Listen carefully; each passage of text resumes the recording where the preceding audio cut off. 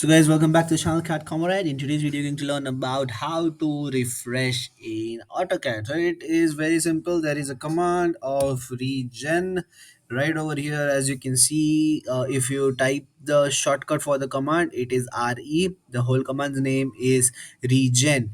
It is like regenerate. It is same as refresh in your laptop. You just have to press enter and your whole drawing will be regenerated and will be refreshed. So this is the only way you can refresh your AutoCAD drawing, and this is the most effective way. If you are using AutoCAD for a very long amount of time and you can see a line in glitches, let's say right now I'll show you a very nice example, which is let's say this is a grid line, okay, but right now you cannot see that grid line because you had been using AutoCAD for a long amount of time. Just you have to type is RE and press enter, and as you can see right over here, your drawing has been regenerated and it has been refreshed.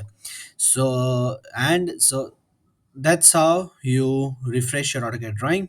So that was it for the video. If you liked it, then share it with someone who may need it, and tell me down in the comments that how did you find this uh, hack helpful in your AutoCAD journey.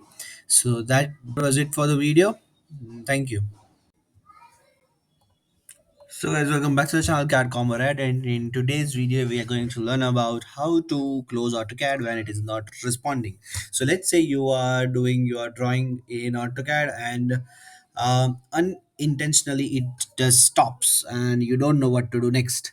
Okay, then in such case you'll have two options. First of all is to close it and just say yes. If this also doesn't come, then there is a shortcut of control plus shift plus escape. So when you press this control plus shift plus escape, then your task manager will open. Under the task manager, you will have to find your ACAD application right over here, and you have to press on end task.